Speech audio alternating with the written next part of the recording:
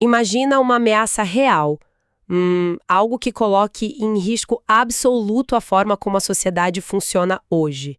Quando a gente faz esse exercício mental, a imagem que surge é sempre muito cinematográfica, né? Ah, total.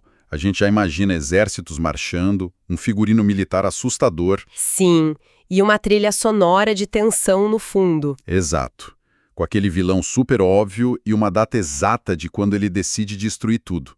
É o nosso instinto natural de buscar clareza. A gente espera que o perigo chegue gritando, arrombando a porta da frente. Sim, porque essa visão binária traz muito conforto. Permite que a gente acredite que o mal é sempre fácil de reconhecer de longe. Mas a história e a psicologia política mostram que o alarme de incêndio quase nunca funciona assim. A ameaça não veste um uniforme militar no primeiro dia, certo? Vamos desvendar isso? O buraco é bem mais embaixo. Mais uma das nossas imersões. Eu sou a sua apresentadora e tô super animado porque a nossa missão hoje é extrair os pontos mais cruciais de um ensaio fundamental, o texto O Fascismo Eterno, do Umberto Eco. E é um prazer estar aqui de novo. Eu me preparei bastante para essa análise e, olha, o objetivo principal aqui é ajudar quem nos escuta a entender a fundo esse conceito, mas assim, sem aquele peso de jargões acadêmicos, sabe? Perfeito. Porque o Eco mostra que a ameaça pode vestir um terno impecável, ter um tom de voz calmo, pode soar igualzinho aquele vizinho nostálgico reclamando de como os jovens perderam respeito, né? Pois é, e essa é a definição mais precisa do perigo invisível. Ele se disfarça de uma normalidade inofensiva e vai se infiltrando no cotidiano em doses tão pequenas que o nosso sistema de defesa simplesmente não apita. E a gente precisa dar um contexto rápido sobre Umberto Eco. Ele viveu isso na pele. Ele cresceu na Itália de Mussolini e conta que, quando era criança, chegou a ganhar um prêmio por escrever um ensaio elogiando o ditador. Nossa, é verdade, eu lembro dessa passagem. Ele acreditava naquilo porque era a única realidade disponível. Foi só quando o regime caiu e ele viu jornais com opiniões diferentes que ele teve um choque de realidade. Caiu a ficha de que a liberdade de expressão não era teoria, era algo físico e muito frágil. Esse detalhe biográfico muda tudo. Ele não está teorizando o lado alto de uma torre de marfim, ele viveu a lavagem cerebral na prática. Exatamente. E a grande tese dele, a partir dessa experiência toda, é que o fascismo não é um regime histórico isolado. Não é algo com data de início e fim lá no século XX. Pera, então ele não está falando de uma cópia exata do Mussolini ou do Hitler? Não, de jeito nenhum. Uma cópia exata seria muito fácil de barrar. Ele está falando do que ele chama de urfascismo, ou fascismo eterno. É uma forma política e cultural recorrente. Uma espécie de nuvem tóxica, sabe? Uma nuvem que pode condensar a qualquer momento. Isso. E a premissa é justamente alertar contra esses sinais precoces de autoritarismo que começam meio dispersos, contraditórios e, o que é mais perigoso, com uma aparência muito respeitável. Sim. E olha, só pra gente deixar algo muito claro antes de avançar. Claro, manda ver. A nossa intenção aqui não é tomar lados políticos. Essa estrutura que o Eco desenhou não é uma arma para a direita ou para a esquerda usarem como xingamento nas redes sociais hoje em dia. Bem lembrado. A gente vai explorar de forma puramente objetiva os critérios e os padrões comportamentais que ele mapeou no material original. Exato. É uma ferramenta de leitura para a sociedade, independentemente de quem esteja tentando construir um regime assim. Estamos aqui para entender a planta baixa desse edifício autoritário sem tomar partido. Perfeito. O objetivo é fornecer uma lente de aumento para quem está ouvindo a gente. E para entender como esse fenômeno ressurge, a gente precisa olhar para os pilares ideológicos. Então, de onde o urifascismo tira a sua base? O que é fascinante aqui é o conceito que ele chama de culto à tradição. Gostar de história é normal, mas no urfascismo, o passado é idealizado como uma fonte de pureza absoluta.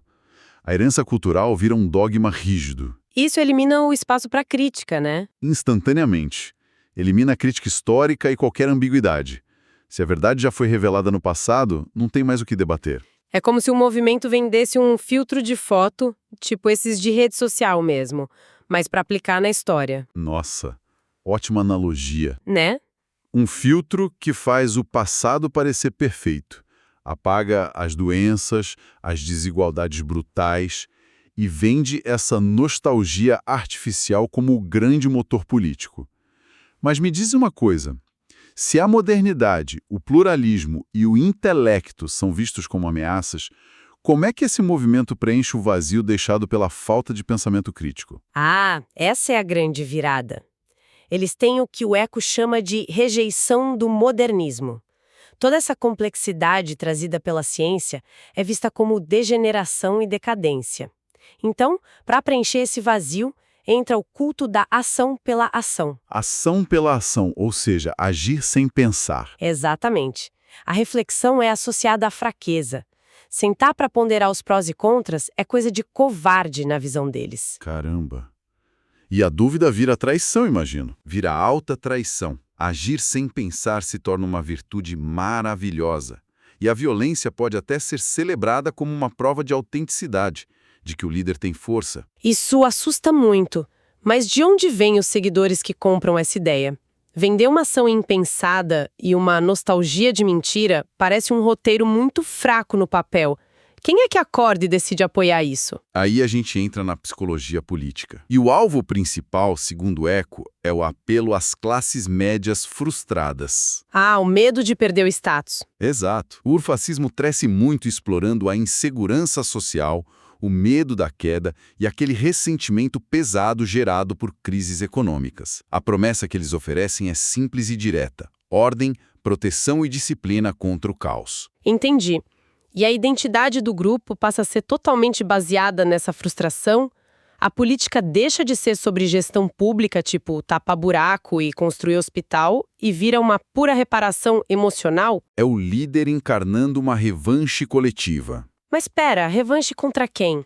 Como o movimento canaliza essa raiva toda se não existe um culpado tão claro assim para a crise econômica? É aí que eles ativam o medo da diferença e a invenção do inimigo. O movimento transforma a diversidade, sejam estrangeiros, minorias ou qualquer tipo de dissidente, em uma ameaça urgente. Então uma unidade do nós depende totalmente de perseguir um eles. Exato. Sem o eles, o grupo desmorona. E tem um detalhe engenhoso. O inimigo é propositadamente construído de forma vaga. Vaga para poder mudar conforme a conveniência do dia? Isso. Ao mesmo tempo, ele é pintado como invencível, para manter o grupo aterrorizado, mas também como patético e frágil, para garantir que eles sintam que vão vencer no final.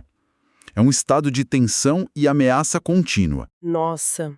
Uma vez que esse ressentimento está mobilizado e o inimigo está definido, como essa mensagem é comunicada no dia a dia para manter as pessoas sob controle? Deve dar muito trabalho. Dá trabalho, mas eles usam estratégias bem claras de comunicação. A principal é o uso de uma linguagem simplificada e de slogans repetitivos. Reduzindo o vocabulário das pessoas? Sim. Reduz-se a complexidade para evitar a crítica, porque menos nuance significa menos espaço para dúvida. Se você só tem 3 palavras para descrever uma política pública, você não tem como formular uma crítica estruturada sobre ela. Fascinante. E a política também vira um grande espetáculo, né? Totalmente. Bandeiras, uniformes, liturgias de massa. A forma e a repetição importam muito mais do que programas reais de governo. Isso naturaliza várias construções ideológicas na cabeça das pessoas. Certo. Aqui é que a coisa fica realmente interessante. Lendo o texto do Eco, a gente percebe uma ironia gigante. O uso de contradições na cara dura. Assim é flagrante. O movimento mistura um elitismo absurdo com um populismo raso.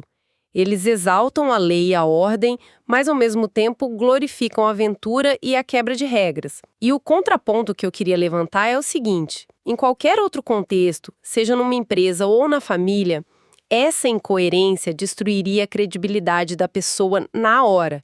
Ninguém confia em quem se contradiz tanto. Por que, nesse caso, a inconsistência é tão tolerada? Essa é uma das sacadas mais geniais do texto. Ele introduz o culto da mentira funcional. Nesse cenário, a verdade factual perde completamente a sua centralidade. A mentira opera como uma ferramenta política tática. Só para criar confusão? Para dificultar a responsabilização do líder e, principalmente, enfraquecer instituições de controle como a imprensa e a justiça. O que importa é apenas a narrativa que reforça as lealdades da tribo, e não a verificação dos fatos. Aceitar a contradição vira um teste de fidelidade. Uau!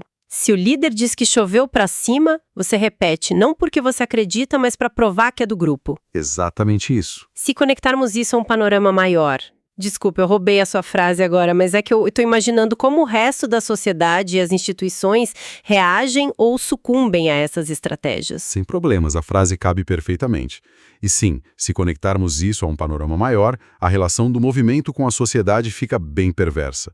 O nacionalismo se torna extremamente excludente. Exigindo conformidade absoluta. Isso, e eles desenvolvem uma obsessão com conspirações.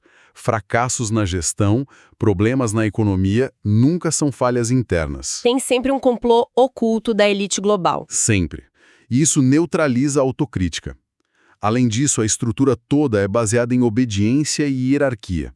A igualdade entre as pessoas é vista como perigosa. E entra aquele machismo super tóxico, né? O culto da virilidade. A empatia e a capacidade de negociar pacificamente aparecem como fraquezas. E dominação e dureza são vistos como os únicos sinais de valor real. Exato. E o povo não é visto como indivíduos com opiniões diferentes. É uma massa única. E o líder é um único intérprete dessa vontade. Eco chama isso de populismo qualitativo. Sabe, ouvindo você falar, me vem à cabeça a ideia de precariedade democrática. Como assim? Tipo, quando as instituições estão desacreditadas por anos a fio, há uma fadiga tremenda e muita polarização. O corpo social inteiro fica vulnerável, com a imunidade baixa. Faz muito sentido. É um momento exato em que a sociedade exausta aceita trocar sua liberdade, que dá muito trabalho, por uma segurança aparente e rápida. É o ambiente perfeito para a infecção se espalhar. Exatamente. Então, o que tudo isso significa para a gente na prática, saindo da teoria? A dimensão ética de tudo isso, e o Arendt é muito claro sobre isso, não serve para sair rotulando adversários de forma leviana em discussões de bar. Serve para incentivar a nossa vigilância cívica. O autoritarismo avança pela normalização de pequenos abusos diários. Pequenas falas, piadas preconceituosas que a gente deixa passar. Sim, a nossa defesa exige muita responsabilidade intelectual. Entender que palavras importam, símbolos importam e os hábitos de convivência importam. O fascismo começa exatamente quando a diferença do outro deixa de ser tolerável. É a famosa vacina cívica, né? Isso mesmo. A memória histórica atua como uma vacina cívica, porque regimes autoritários raramente surgem de forma abrupta. Eles se constroem por uma erosão gradual. Lembrar dos detalhes do passado preserva os nossos próprios critérios de alerta para não cairmos nas mesmas armadilhas. Nossa, isso é poderoso. E com toda essa base incrível que você trouxe, eu quero encerrar a nossa imersão de hoje com uma reflexão, um pensamento provocativo para quem nos escuta levar para o resto do dia. Manda bala. Sabendo de tudo isso, que o autoritarismo cresce através desses pequenos hábitos políticos tolerados no dia a dia, e que Umberto Eco diz que o urfascismo começa quando a diferença vira um perigo, eu pergunto, em que momento silencioso da nossa rotina moderna nós mesmos começamos a enxergar a mera discordância de um vizinho ou de um colega de trabalho não como um debate saudável, mas como uma ameaça existencial que precisa ser eliminada? É uma pergunta pesada. Sim. Onde é que termina a nossa indignação emocional e onde começa a nossa responsabilidade intelectual? Fica aí a semente para a gente pensar. Até a próxima, pessoal. Até lá. Foi um grande prazer.